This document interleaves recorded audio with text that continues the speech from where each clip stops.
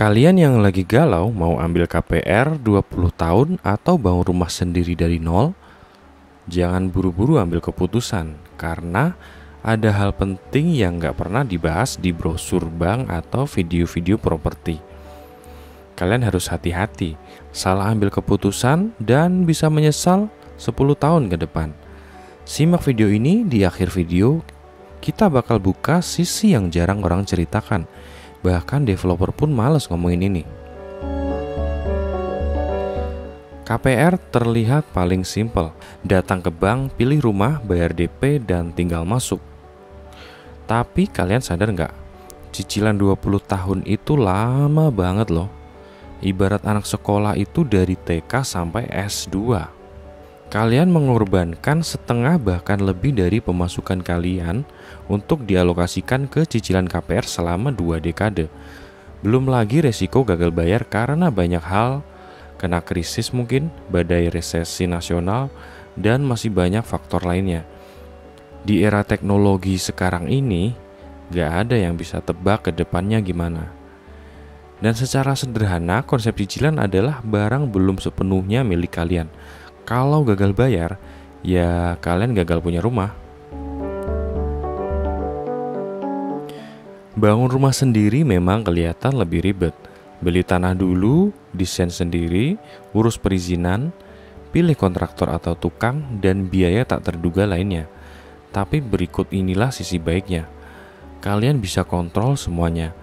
Mau bangunnya dibikin 2 tahap, 3 tahap, atau 4 tahap sekalipun bisa.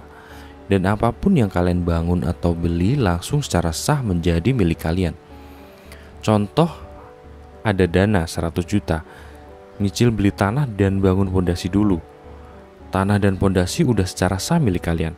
Gak ada yang bakal ngeklaim atau menyita aset kalian. Dan yang menarik, kualitas material bisa kalian atur sendiri. Bandingkan sama rumah KPR yang kita tidak tahu spesifikasinya seperti apa. Siapa tahu kita dikasih rangka atau baja ringan yang tipis, atau mungkin pipanya ada yang bocor.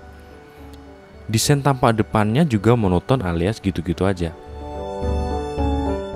Tapi bukan cuma soal uang, emosi juga main di sini. Bangun rumah sendiri itu penuh tantangan, penuh stres, tapi juga penuh kepuasan.